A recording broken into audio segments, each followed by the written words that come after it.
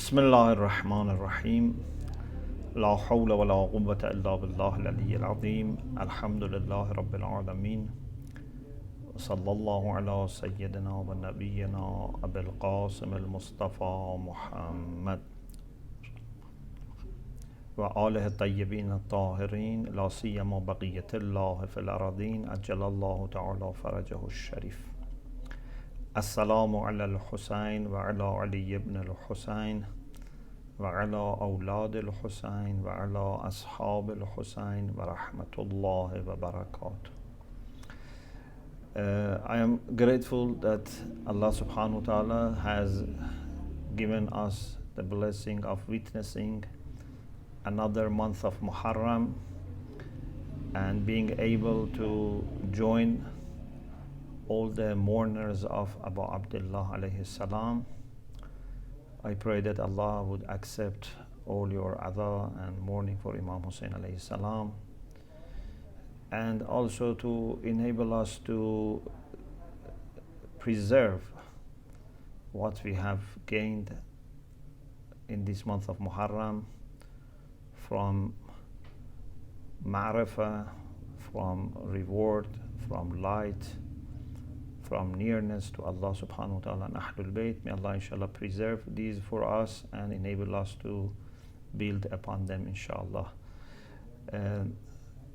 We are holding this session in order to answer some of the questions you personally may have, or you may have heard, and you need to know the answer in order to educate yourself and your maybe family members and friends and community members, to ask questions for the sake of understanding from people who have ability to answer and have knowledge is very important.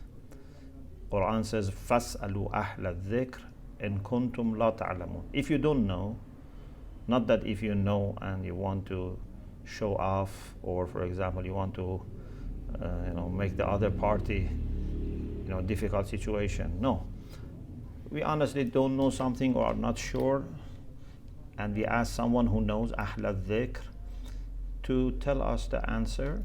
This is very good. No one should feel bad that why I have question, or feel shy to ask question. So it's very good, very natural, and it's a step for learning more. So I'm very happy to be at your service in this session, and inshallah, as much as I know and Allah helps me to inshallah address your questions, I will be at your service.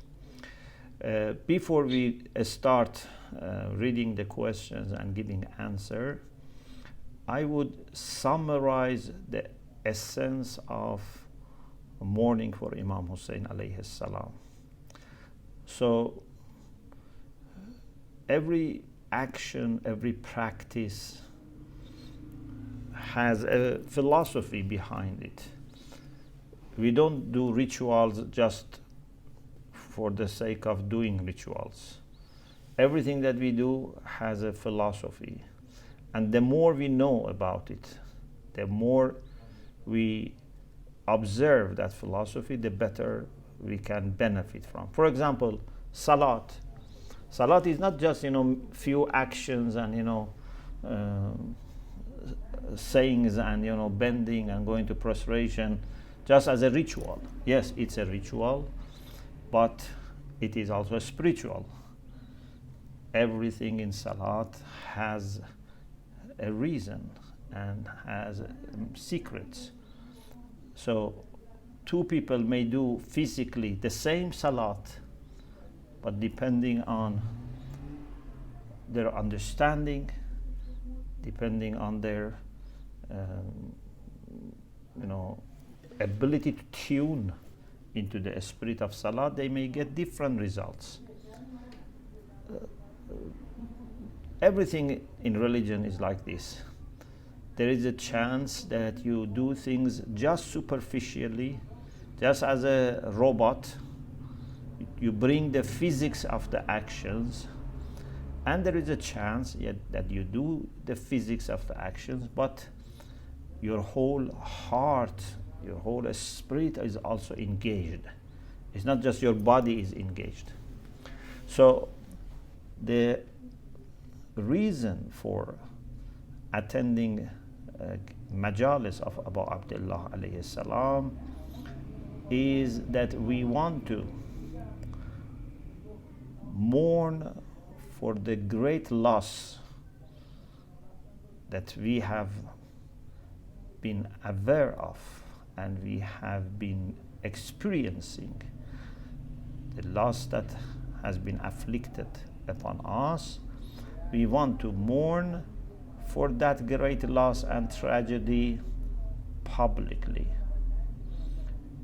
We don't want to keep it only to ourselves and just cry in a corner. That by itself is great. And throughout the year we can do it. But in addition to that, what we have learned from the Ahlul Bayt alayhimus salam is that we need to come together and hold public sessions.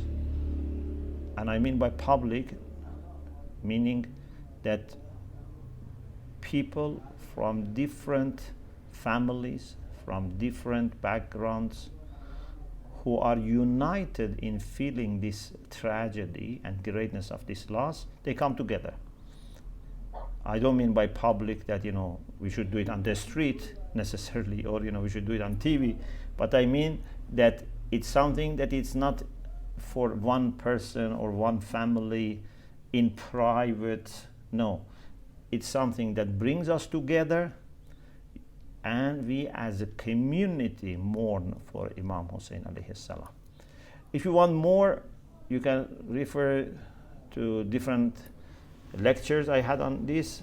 In particular, recently we talked about spiritual dimensions of mourning for Imam Husayn. Alhamdulillah, we had 4 sessions, and also in the past, we had also in a series of lectures about the spiritual aspect of Muharram. I think it was 2000, maybe, if I'm not mistaken, maybe 14, 15, something like this. Inshallah, I can share with you the link later.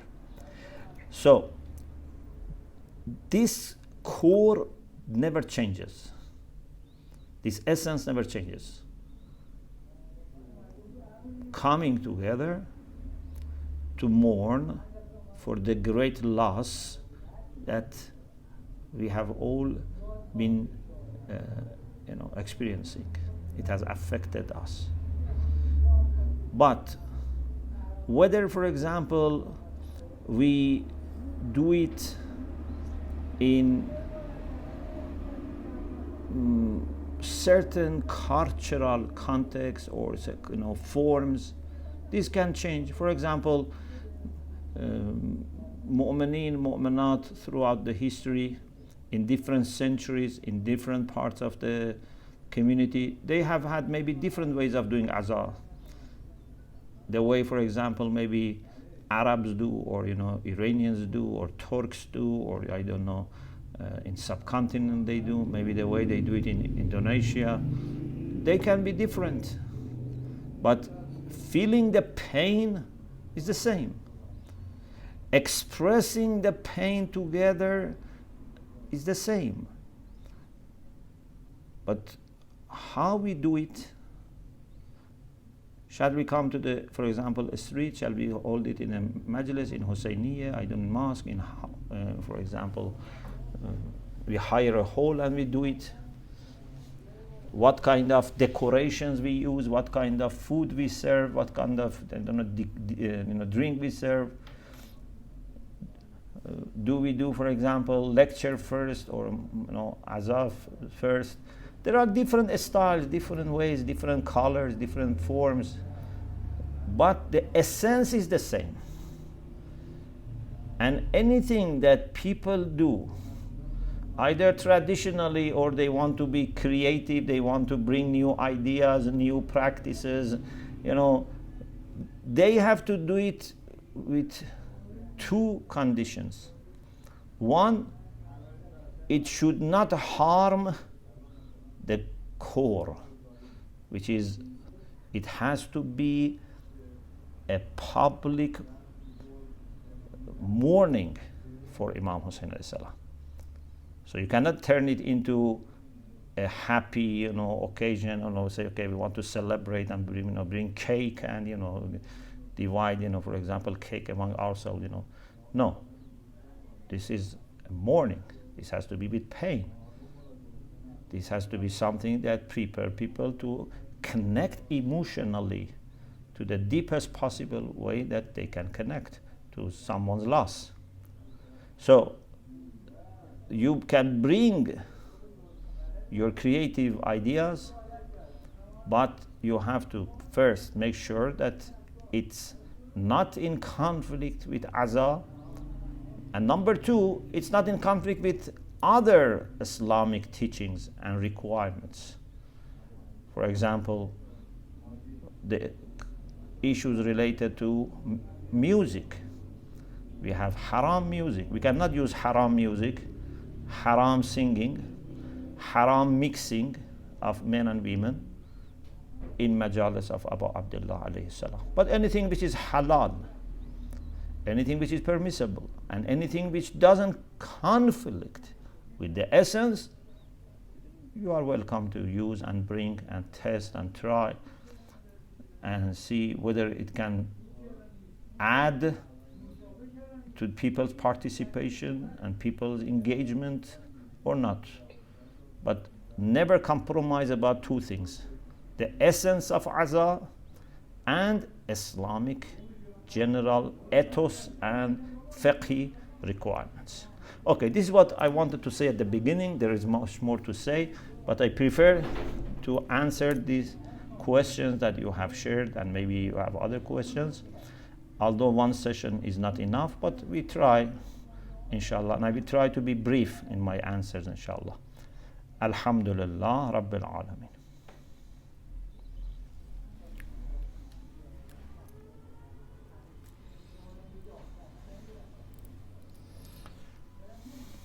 So how? Sister Nasira, we can't hear you. Yeah. Sister Nasira, we can't hear you. Thank you so much for that. It's a bit overwhelming. There's a lot going on when you're hosting. You need to make sure of lots of different things. So thank you for your patience. Okay. Sheikh, thank you so much for the introduction. I'm trying to categorize the questions into three. So three overall ones: Ashura, Arba'in, and others. Under Ashura at the moment, I have three subcategories. Imam Husayn. So I'm gonna share the three questions at the moment, all in one go, and therefore you can try and extract. Is that okay? Yes. Would that be better, or should I do one question individually? Maybe one by one is better, inshallah. Okay, inshallah. أعوذ بالله من الشيطان الرجيم بسم الله الرحمن الرحيم. So I want to start off with question number 7, inshallah. Will Imam Husayn return in Raja to avenge the blood of the Shuhada Karbala? What does avenge mean? According to some hadith, yes, Imam Husayn alayhi salam also would return.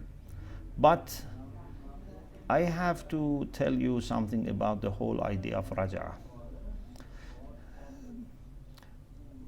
Raja is certainly going to happen.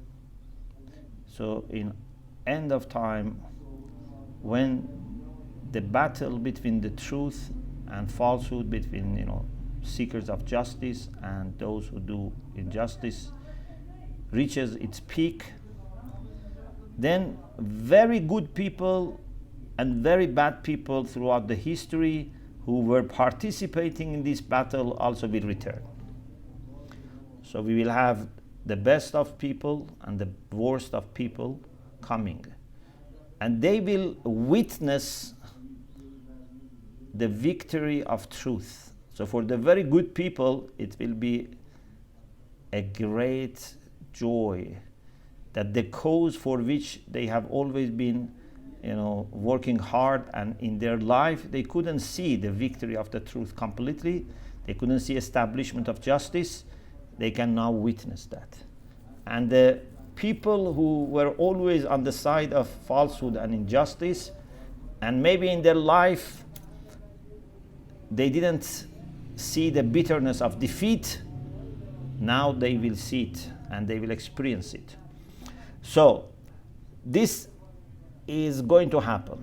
But those who return, although they will have participation, maybe they come, for example, the good people come with some weapon, they are ready to fight. But in my humble opinion, they are not the main players. The main players are the people of that time. Okay? These are the people who will settle the issue, who will, bring the final victory, not the people who return from previous generations. Therefore, those who are alive, the generation which is going to witness the coming of Imam Mahdi Ajalallah Ta'ala Sharif, they should be ready to help Imam. We cannot, say, okay, we do 50% of the job, and the previous mu'mineen come and they do the other 50% of the job. No, the main thing has to be done by those who are alive, those whose time, whose turn is there, and the rest, I think it's more a kind of either giving moral support or doing some, symbolic part. The main thing is the people who are alive. They are the main players. Like, maybe in a football game, we have people who are playing, we have people who are on reserve seats. They are part of the team, but they are not doing the main job. So, this is about the idea of raja'ah. In some hadith, there is mention of Imam Husayn alayhi salam also coming back, but you don't need to have firm belief in all these details of raj'ah.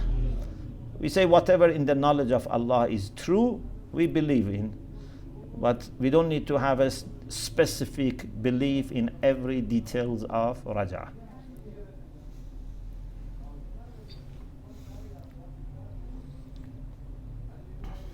Thank you so much. My pleasure. Inshallah, next question. Did Imam Husayn have ilmul ghaib about his martyrdom? Is this authenticated, as some scholars believe that 99% of Bihar al-Anwar is fabricated? For sure, Imam Husayn alayhi salam had ilmul ghaib, not only of event of Karbala, of whatever is going to happen to the captives of Karbala, what is going to happen to next Imams, whatever is going to happen in the time of Imam Mahdi. He has ilmul ghaib of all these things. But to know about tragedy of Karbala didn't even need ilmul ghaib because this was something that was very clearly mentioned right from the time of the Prophet sallallahu alaihi wasallam. And Amirul Mu'mineen alayhi salam, even we have a story that Amirul Mu'mineen either on the way going to Siffin or coming back, when they reached the plain of Karbala, Ghadariya, he cried over there and he said what's going to happen. So not only Imam Hussein as an Imam, many companions of the Prophet knew what is going to happen. Some of the wives of the Prophet knew. Lady Salama knew, for example. So it didn't need ilmul ghaib. It just needed familiarity with the hadith of the Prophet and Amirul Mu'mineen alayhi salam. But Imam Hussein alayhi salam knew it with all the details and knew exactly what is going to happen. Even in Mecca, before departure, he said, كأني بأوصالي تتقطعها أسلان الفلوات بين النوابيس وكربلا. He said, as if I see the joints of my body being separated by the wild animals in Karbala. So he said, we are going to die and be killed, So he said, من كان باذلا فينا مهجته ومفتنا على لقاء الله نفسه فليرحل معنا فإني راحل مصبحا إن شاء الله. He said, whoever is prepared to give his blood and who has prepared himself for liqa'ullah can join us. Tomorrow I am going to depart. So he had informed people also. So what is important is that although Imams alayhimus salam and the Prophet sallallahu alaihi wasallam, Lady Fatima salamullah alayha, they knew many things, and in the case of Imams and the Prophet, for sure they knew everything they wanted to know, because there is a discussion how much they knew the ghaib. And my humble idea is that whatever they wanted to know, they were able to know. But maybe they didn't want to know everything through ilmul ghaib. For example, is this thing najis or not? They didn't want to know through ilmul ghaib. But if they wanted to know, they could know. So whatever they wanted to know, they were able to find out. If they wanted to know what is in your heart, they could know, but maybe they didn't want to know. Yeah, okay? So it's not that always they wanted to know everything, but they had access to knowledge about all the details. But they were role models for us. We are supposed to learn from them. Therefore, when it comes to their actions, they acted according to common rules between us and them, according to common ways of collecting information. So they didn't act according to ilmul ghaib and then they say, you must follow us. It's impossible. They tell us Islamically how you can make a decision. How can you make a conclusion about, for example, whether something has happened or has not happened. Therefore, they have ilmul ghaib, but they act according to common rules. So, if Amirul Mu'mineen knows that Ibn Muljam is going to kill him, he is not going to change his behavior based on this. Because then he cannot be a role model for us, because I don't have that ilmul ghaib. So, this is the greatness of their souls, that they have capacity to know that this person is going to be my killer, but they don't kill him in advance. Or they don't say, today I don't go to mosque because I know he's going to kill me. They have to act in a very general way. You can say in a normal way, but normal for us is normal. Therefore, they have to act in this general way. Because they are teachers, they are role models. They follow the same fiqhi rules that we follow. Yes, exceptionally, there are differences. For example, for Rasulullah, Salatul Layl was wajib, for us is mustahab. Yeah, there are very minimal, differences that maybe some of the things that for us is recommended, for them is wajib, for example. But this is one in maybe a million. 99.99% of the rules are the same. So, Imam Husayn alayhi salam acted according to the same laws and rules that we have to act. He didn't want to endorse Khilafah of Yazid. He said, على الإسلام السلام إذ قد بليت الأمة براع مثل يزيد. We should say farewell to Islam when someone like Yazid is going to become the leader of this ummah.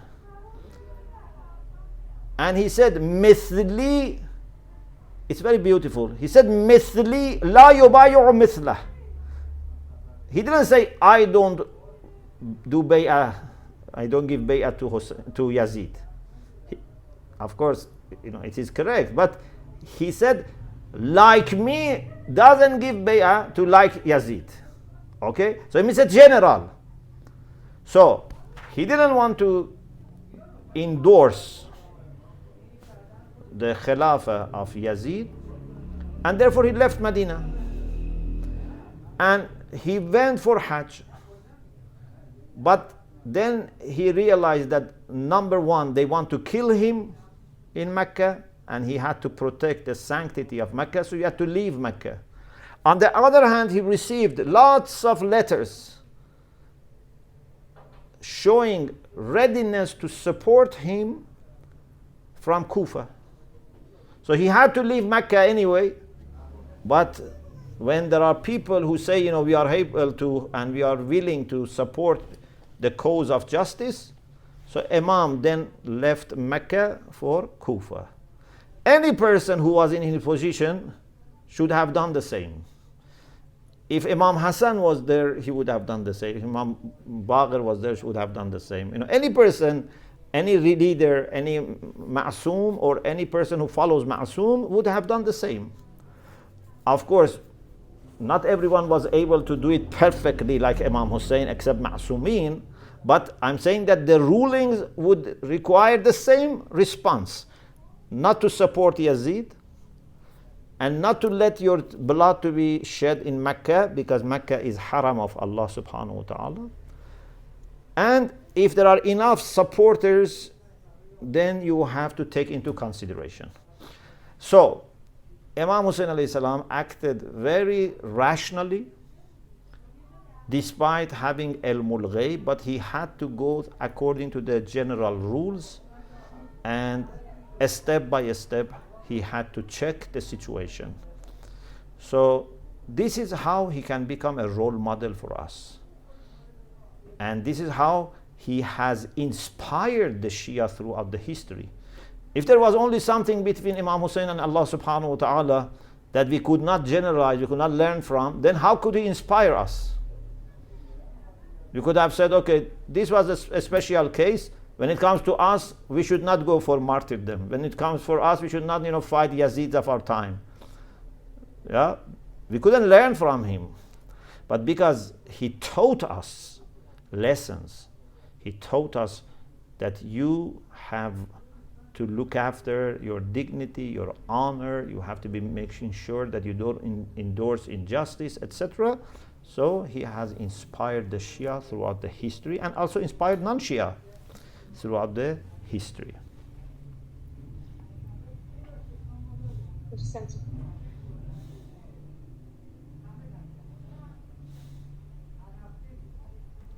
Nasimanti, at any point you feel like you want to interject, please feel free to do so. Sure. Carry on. Nasir, carry on. Sheikh Shomali, that was amazing, because there are many different opinions, or there are questions that are flying out there, including from different scholars as well, or scholars in inverted brackets, that Imam Hussain had the ilmul ghayb, he knew he was going to die. Why did he go to Karbala? Isn't that going against the basic principles of not going seeking your own death and almost committing suicide? What you've essentially said, just to paraphrase it, so I know I've understood, and also sisters have also understood here as well, is that he had ilmul ghayb. He was all, and he could access anything he wanted to, that Allah subhanahu wa ta'ala had granted him the access to. However, he also had to operate on common rules of the rest of us, because he's a role model for us. So even though he might have known what was happening, either from ilmul ghayb, or like you're saying, the basic behaviors of the enemies, you can deduce the strategy of what's coming. It's not that he sought his own suicide even. He just had to operate from his human understanding of the given situation. And if he is going to die, then he's accepting God's will. Is that how I'm understanding it to be correct? Yes. We have the story of Musa and Khidr alayhim as-salam. Khidr alayhi salam was not a public teacher or role model. Khidr alayhi salam was someone who was acting according to ilmul ghaib.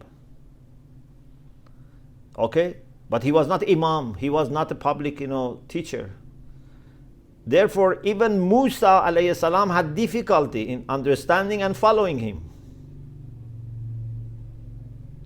But Imam Husayn is an Imam, is a leader, is someone that we all should be able to understand and follow. Even more than that, Imam Husayn is a leader that even Sunnis should be able to understand him. Even Hindus, Christians should be able to understand him. So, this is why he is Misbahul Huda. In this sense, Khidr was not Misbahul Huda. He was not the lantern of guidance. Yes, he himself was guided in a very high way. But Allah didn't give him a lantern of guidance for other people. But Imam Husayn is such a guide that you don't need to have PhD or masters or a study in the Hawza or even to be a Shia to understand. You just need to have fitrah and conscience to understand. Therefore, as I said, he didn't just inspire Shia. And inshallah, in Akhir zaman, you will see how millions of non-Shia, even non-Muslims, will choose Imam Husayn alayhi salam as their source of inspiration. Inshallah, in the course which we will have soon, inshallah, from Saturday, Sunday, connection between Imam Husayn and Imam Mahdi, inshallah, we will explain this. So, he is quite opposite to Khidr alayhi salam, although both of them are wali of Allah subhanahu wa ta'ala. But Khidr alayhi salam didn't have this task of guiding masses of people. But Imam Husayn has the task of inspiring masses of people. So this is the difference. Thank you. Santo Sheikh. Alhamdulillah. Sister Zarmina, also, you're my sister in this as well. So please feel free if you feel like we're missing anything, and we have additional questions to slot in that we've heard of different opinions. Please feel free also just to support this as well, inshallah. Sure. Okay, so another question: have we, as a Shia community, misunderstood the principles of Karbala, i.e., ultimately Imam Husayn returned to his Lord, pleased and well-pleasing? Do we think as a community we are only crying because of the pain? What about honoring Imam Husayn's sacrifice and honoring the grace that Allah subhanahu wa ta'ala gave him, i.e. that station of that liqa Allah essentially? So are we just engaging in the pain and then putting the cries in there, or are we supposed to rise in those cries where, like, I think I'm answering the question now already, where the liqa Allah is supposed to, but I'm not just saying it as an individual, it's a collective Shia movement maybe that is misunderstood. Yeah. Okay, can I just add something here? Yes, please. I had a meeting this afternoon with some sisters, and they said that our younger people feel that this is a victimhood mentality. The younger people understand the whole concept of, crying and mourning and feeling sad every year. It's like having this victim mentality in psychology. It's almost like, you need to feel sorry for me. That's the kind of perception our manadir are kind of giving to the public narrative. Please, Sheikh, if you could answer. Sure. We can have different ways of connecting to Imam Husayn alayhi salam and showing our emotions. For example, when we have birth anniversary of Imam Husayn alayhi salam, we don't cry. Yeah, we celebrate. We celebrate birth of Imam Husayn alayhi salam, and we mention his merits, we mention his achievements, we thank Allah for being given such an Imam, we try to learn from him. So it's not good that, for example, when it's the birth of Imam Husayn, we cry and we hold majalis al-aza, for example. This is not balance. But on the other hand, when it is Muharram, it's not the time of celebration. So Ahlul Bayt alayhimus salam said, شيعتنا خلقوا من فاضل طينتنا وعجنوا بماء محبتنا يحزنون لحزننا يفرحون لفرحنا. There are occasions that Ahlul Bayt are happy, we are happy. There are occasions that they are sad, we are sad. Ahlul Bayt alayhimus salam, especially after Ashura, they had very sad ways of commemorating Karbala. All Imams, when it was Muharram, they were observing Azah. Not only Imam Zainul Abidin alayhi salam, who was very special because Imam Zainul Abidin throughout his life, he was in a condition of Azah. But if, for example, about Imam Kazim alayhi salam, all Muharram he was different. So Muharram is not the time of celebrating, is not the time of having feasts and this kind of thing. Muharram is the time of deep reflections, is the time that with your heart and mind you engage with this great offering that Imam Husayn had. He offered, this is great offering. Even we may call sacrifice, but sacrifice is when you look at it from one way, you can say it was a happy offering for Imam Husayn alayhi salam. But why we are sad? Not because Imam Husayn alayhi salam was successful in this offering. No, we are sad because why Imam had to endure such hardship? Why people didn't appreciate Imam? Why people supported Yazid against Imam? If we don't remember these things with deep engagement of understanding and also emotion, then these things can happen again. If we really were mourning for Imam Husayn properly as an ummah, then we should never have someone like Yazid ruling Muslim ummah. But unfortunately, either Muslim ummah didn't engage in this azah for Husayn, or it became just a ritual. So the way to make sure that this injustice doesn't repeat is to be on the side of the Mazlum, whether he's alive or whether he is killed, in the maximum engagement and participation that you can have. And please remember, you cannot have maximum participation in anyone's cause just by laughing, just by celebrating. It's very easy. I hold a birthday party, invite even people on the street. I have a birthday party for my children. Can you come and join us? They would come and they can have a piece of cake, they can smile and go. But if you have azab for your father, who can cry in azab of your father? Not someone on the street, not even a friend who is not really your friend. The one who is deeply connected with you can cry. So, ability to laugh is very easy.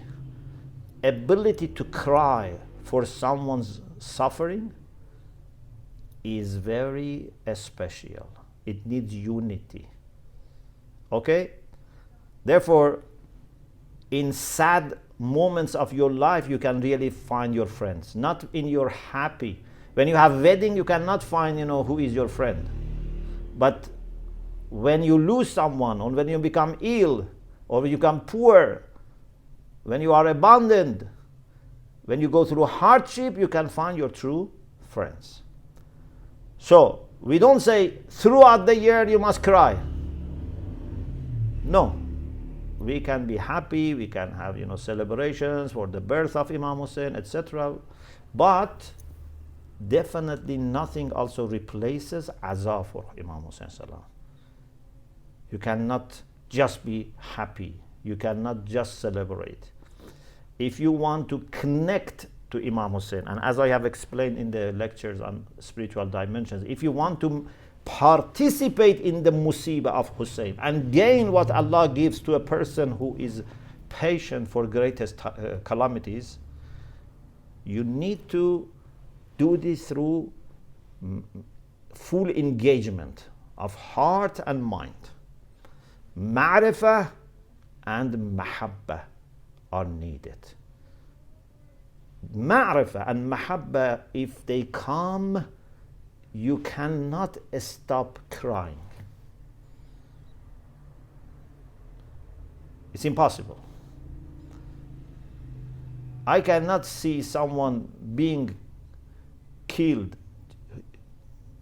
His children are killed, his family members, his companions killed, his family are taken, and I am united with them, and I think this musibah is my musibah, and then I laugh.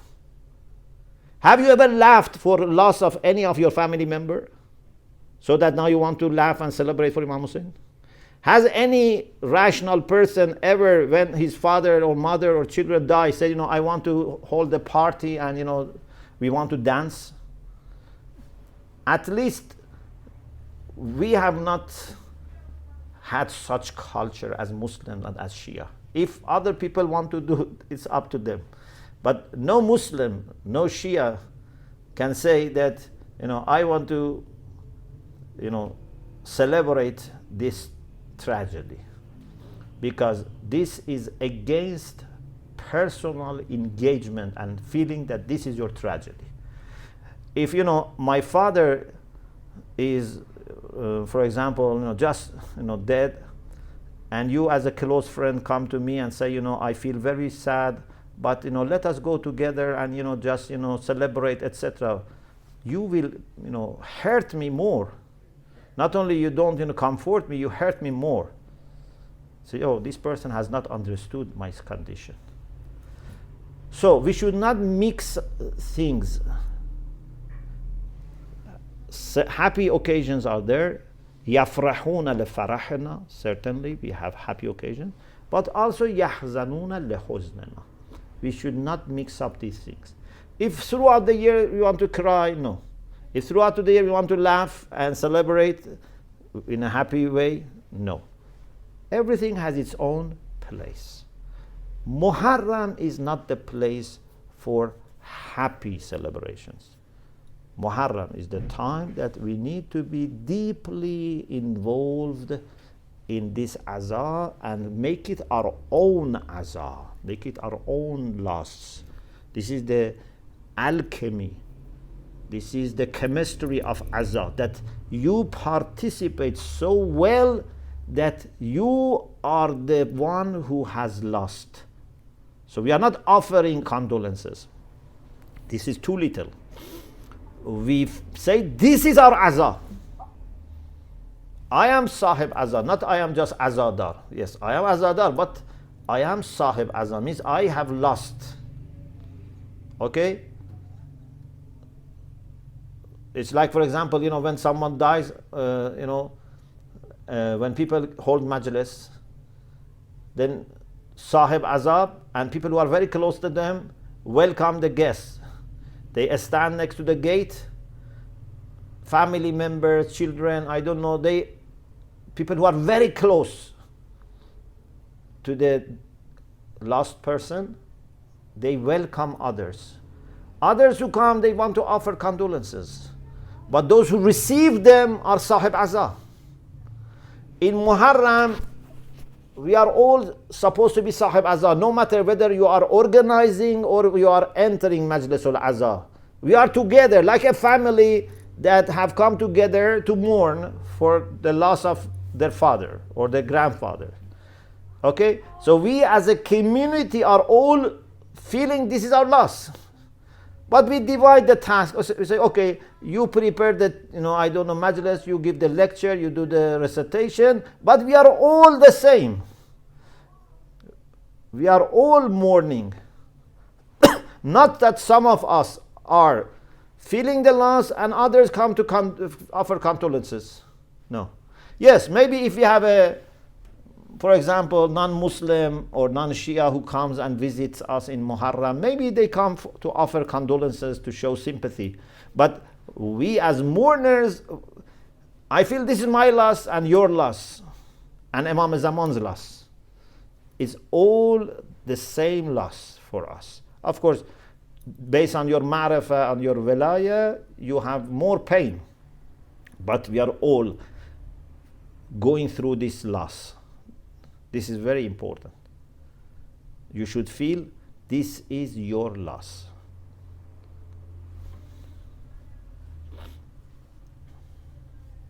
Sheikh, just as a follow-up, in my head is popping up right now, the morning of Ashura will offer each other the Arabic phrase of exactly. condolences to you. Yes. Where does that fit into what you've just said? Yeah. So actually, the wording is what? Bemusabena. We say, may Allah reward you, reward us for musabena, for the tragedy that has befallen us. Yeah. Like for example, two people lose their father. For example, two brothers. When they meet each other, they offer condolences to each other. Not that one of them is showing sympathy, the other one is just, losing. Both of them have lost a father, but both of them also want to comfort each other. Therefore we say, Bemusabena, means we both have received this musibah.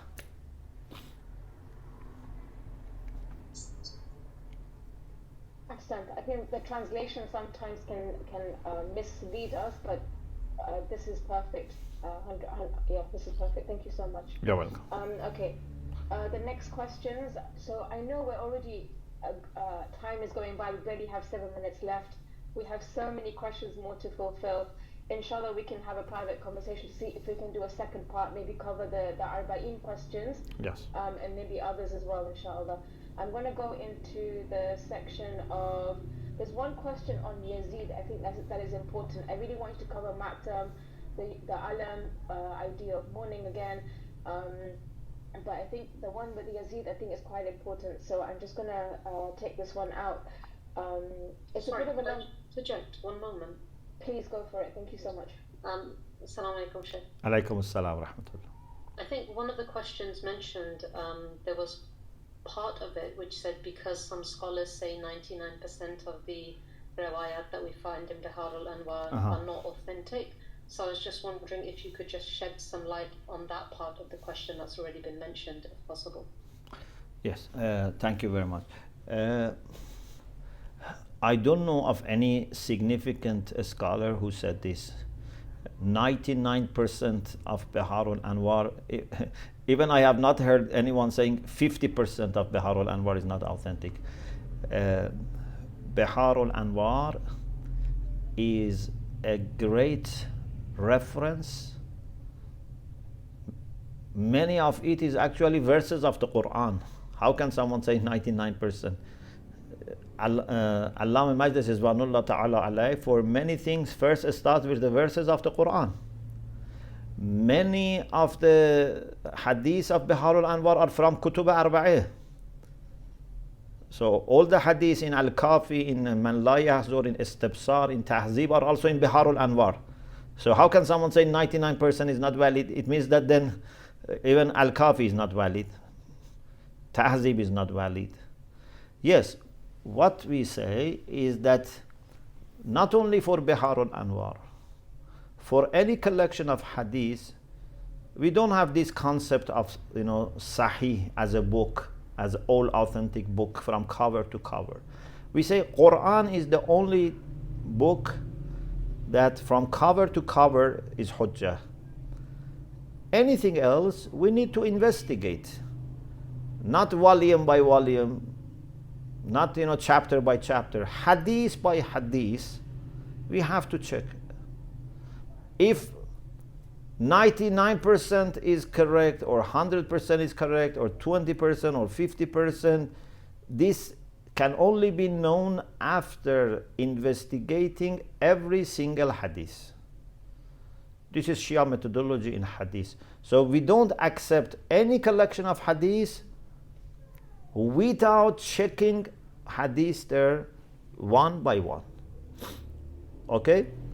So for Biharul Anwar, the same. If someone says something is correct just because it is in Biharul Anwar, this is not acceptable according to our methodology. As you cannot say something is correct if it is in Al-Kafi. But if someone says that what is in Biharul Anwar is taken as a weak hadith just because it's in Biharul Anwar, this is also wrong. This is not fair. This is not a scholarly view, because most of our great hadiths also are in Biharul Anwar. So what a great person like Allama Majlisi did, and we are very grateful to him, is that he used that golden opportunity that he had because of his ability to have access to many sources. He tried to preserve for the Shia the great works of previous scholars, but not just by putting one after the other, by classifying them and by adding comments. He did great job. We are to be grateful to Majlisi forever if he had not done anything other than compiling Biharul Anwar. But only a scholar can decide whether this single hadith there is to be accepted or not. So if I say this hadith in Biharul Anwar needs to be investigated, or after investigation I found this is, for example, in my view is weak, it doesn't mean that the whole Biharul Anwar is weak and Majlisi's project has failed. His project was not to compile a book of all authentic hadith. His project was to preserve the Shia literature, classify them, add comments, and keep it available for next generations of scholars so that they by themselves they can check. Okay? And don't be surprised that it's possible that ulama have different opinions. There are narrators that maybe Ayatollah Khui accepts and another scholar doesn't accept in their books of Rijal, or vice versa. It's possible. Maybe one generation cannot verify a hadith, another generation in future maybe can find evidence to verify that hadith. So it's better to preserve this and make it available for scholars. But no good scholar, no real scholar has ever said 99% of Biharul Anwar is not valid. It's impossible to say this. أحسنتم. جزاكم الله. May Allah bless you. Alhamdulillah. I think Nasira, one more question. Nasira. One more. I was just about thinking. One more Okay, question. inshallah. There's so many beautiful questions, but khair, inshallah. So another growing thought is that Yazid and the likes of Yazid will end up in Jannah after being cleansed in Jahannam, as Jahannam is a hospital for those who transgressed. So this begs a question about God's divine justice and the two contrasts of Nur and Dhulumat, meaning Shaitan will, God forbid, end up in heaven, ? But Quran is absolutely clear about those who transgressed. The idea that the question then continues to give an example of Lady Fatima being upset and of those who use up the rights of her father, and the killers of Imam Ali, will they all be forgiven?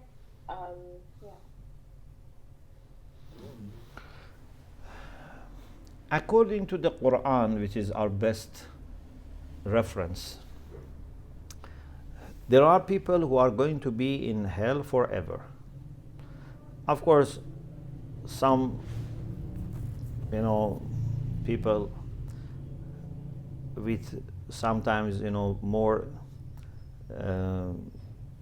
Irfani or Sufi approach have interpreted khulud as something different from permanence.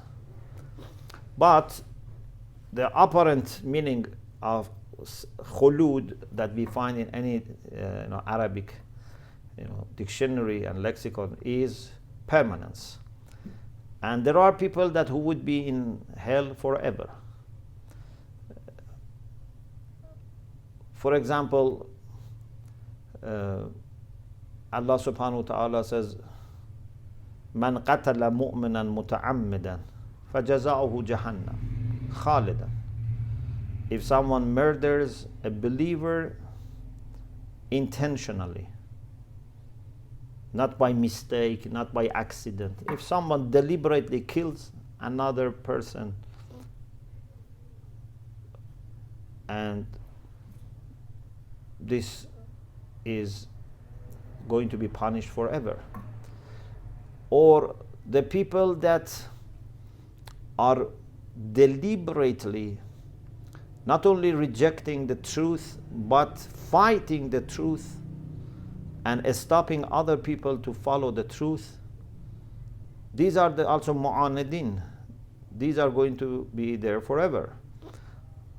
Amir al-Mu'minin Du'ai Kumel, he says, لولا ما أقسمت به من تعذيب جاحديك وإخلاد معانديك لجعلت النار كلها بردا وسلاما ولكنك تقدست أسماؤك أقسمت أن تملأها من الكافرين من الجنة والناس أجمعين. So Allah has made a firm decision that mu'anidin and those who deny and reject deliberately, they should be in hell. And he says, if it was not because of this, you would have then ignored other criminals. So there are people that for them it's worth having the hell, and then other criminals also may go there either permanently or temporarily. In any case, there are people that will be in hell permanently. Okay? Or you can say there is a promise of permanence in hell given to them. Okay? Whether Allah is going to forgive, to change, it's up to Him. But according to the apparent meanings of these texts, He is informing us that they will be in hell forever. But believers who die with faith, we know that they finally find their way to heaven. If there is a mu'min who has committed sins, and his sins are not forgiven in dunya, are not forgiven in barzakh, are not forgiven on the day of judgment, shafa'ah is not working for them, they may go to hell. But finally, no one with iman would remain in hell forever. Okay? But people like Yazid, with all the things that they did, with all the mockery of Quran and Islam that they made, it's very, I think, unlikely anyone says that Yazid had iman and just committed sins. Yeah? Lady Zainab, when saw that Yazid, is saying that لعبت حاشم بالملك فلا خبر جاء ولا وحي نزل. He said, Banu Hashim made a game. They played with power. Otherwise, there was no revelation. So he denied revelation. And Lady Zainab Salamullah alayha recited this ayah. ثم كان عاقبة الذين أساءوا السوء أن كذبوا بآيات الله. So the end of people that made bad actions is that then they denied the whole concept of revelation and Islam. So someone like Yazid who has no iman and with all the crimes that he did, so how can he go to heaven? If you want to send Yazid to heaven, then Yazid has to become another thing. In fiqh we have istihala. You know istihala? So for example, if something is najas and is burnt, and then it has become now ashes, it's no longer najas. It's istihala, it's transformation.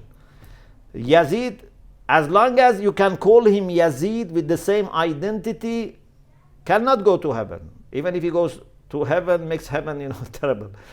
But if Yazid is transformed and is no longer Yazid, that's different. There are people that are so vicious that you cannot transform them. There are people that Quran says خَلَّتُ عَمَلًا صَالِحًا وَآخَرَ سَيَّا. They have combined good things, bad things. So the essence is not bad. They need to be washed. They need to be purified. But if someone's essence is bad, then what can you do?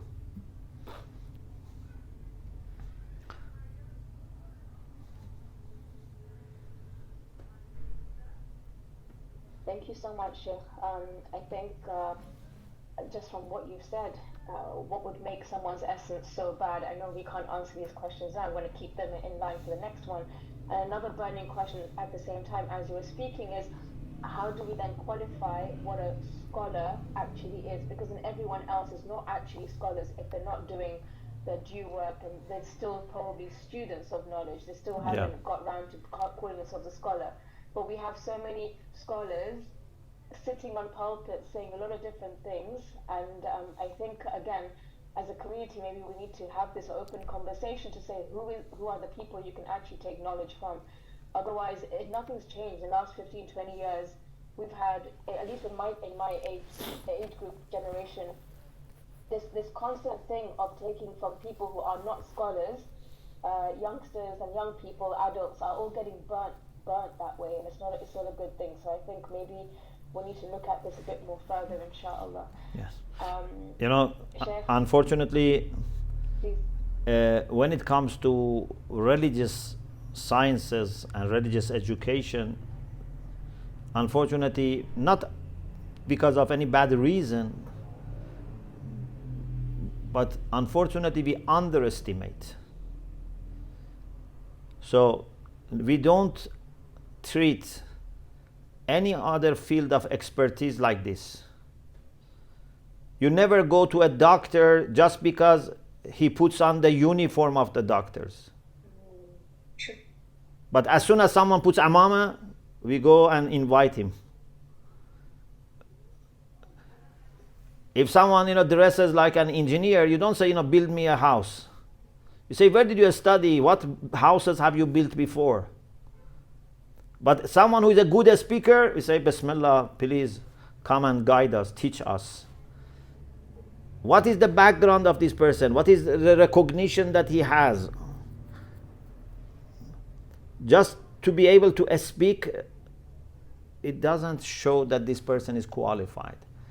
Maybe a person can memorize 100 lectures, and even you can memorize my lecture and deliver it better than me. Because when I deliver it for the first time, I have to go through lots of thinking. But you can memorize it and repeat it 10 times, so you can deliver it better than me. But this doesn't mean that you are more knowledgeable than me. Yeah? So people can memorize lectures and deliver. And as long as they deliver someone else's work, that's fine. But the problem is then they bring their own things to it. Then mistakes can happen. So maybe even 90% they are saying the correct things. But when they want to exercise their own, thinking, then they can be confusing the community. So we should have certain requirements. Who can be alim?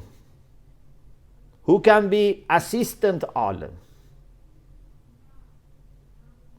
But in our community, anyone who leads jama'ah is alim.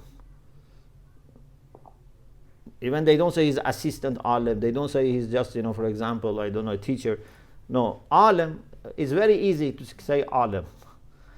But in my opinion, an alim is the one that has so much of familiarity with Islamic sciences, especially the methodology of reasoning Islamically, that can develop his personal opinion is alim. So alim has to have personal opinion based on clear methodology. In other words, alim is someone that other ulama recognize him as someone who can develop an opinion. Then lower than alim, we have muta'allimun ala sabil al-najah. We have seekers of knowledge that have been trained by such ulama. In Islamic model of education, you must have teachers. You cannot teach yourself. You know, if you ask someone, who is your father or mother?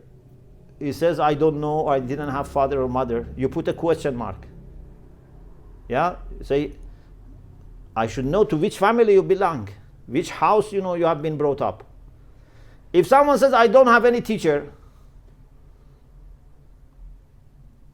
then there's a question mark. I cannot trust you. Even if you are very genius, I cannot trust you because you have to be connected at least to one reliable teacher. But also to have a teacher doesn't mean that you have benefited from someone, but he doesn't recognize you as a student. You cannot be, for example, this person is my father, but the father says, I don't have such a son. So if I am a student of an alim, it means that there is a mutual recognition. Not that I say I am he's a student, but he doesn't know that I am his student. He doesn't accept me as his student. Okay? So there has to be connection to the tradition, generation by generation. You can be alim, or you can be working under an alim, be under mentorship an alim, be a student of an alim, and represent a scholarly view. You say, I don't have opinion, but this is what my teacher says. This is the teacher of my teacher says. Okay? But unfortunately, we are not humble even to say this is from whom, We just say things in our own names without making sure that we understood properly, without making sure that we have thought about other dimensions of this issue. Sometimes you want to fix something, you damage other things. So the community has to really have a procedure for bringing resident alims or speakers for Muharram, for other occasions, especially when it comes to member. No one other than qualified people should climb member. We can put a chair or a desk or podium and invite different people. But if someone wants to go on member, has to be qualified. Member is sacred, and only qualified scholars should go on member.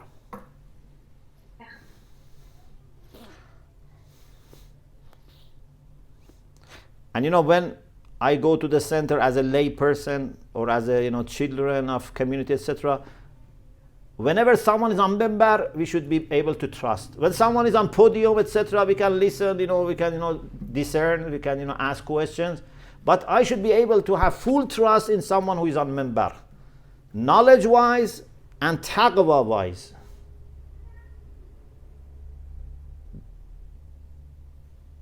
So it has its own etiquettes.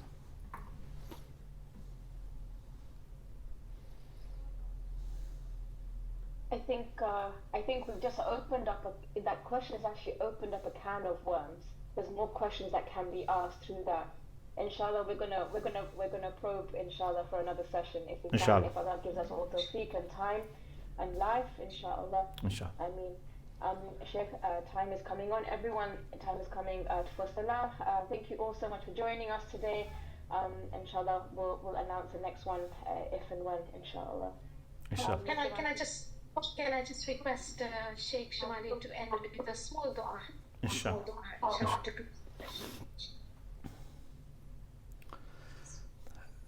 We join our hearts and very humbly ask Allah subhanahu wa ta'ala to grant us few things.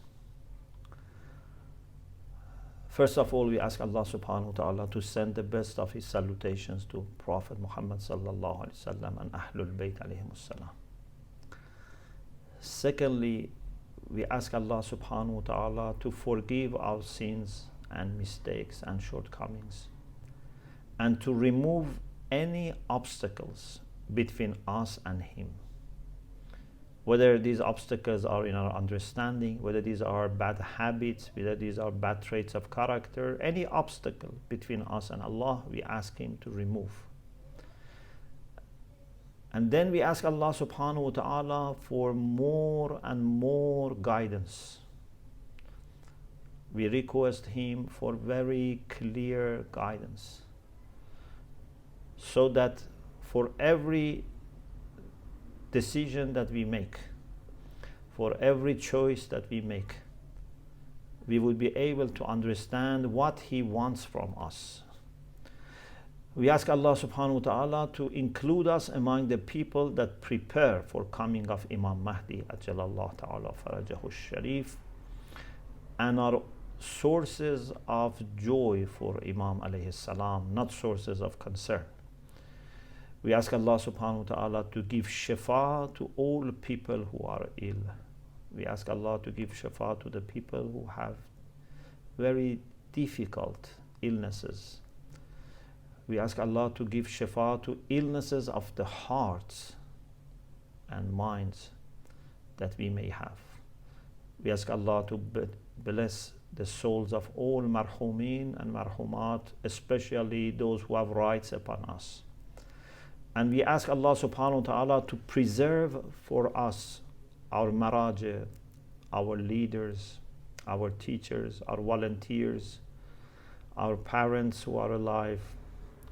Any person who is bringing light to this world, hope to this world, we ask Allah to preserve them, give them long life. And we ask Allah subhanahu wa ta'ala to remove the pain and suffering of innocent people, especially children, everywhere in the world, and in particular in Palestine. May Allah inshallah make the faraj for all human beings inshallah very soon and very easy, and may inshallah our generation be the generation who would prepare for the faraj and for delivery of all mankind inshallah. Ameen ya Rabbal Alameen. Thank you. Please give our salams to Bibi Masud Mekum Inshallah. when you make your ziyarah, inshallah. Remember us in your prayers. Inshallah. You please also pray. For your time.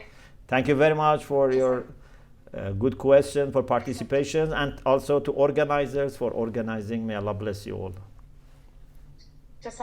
Thank you. Thank you all. Thank you all, sisters. Jazakallah. Jazakallah. Iltamas dua. Fi amallah. Iltamas dua. Fi amal.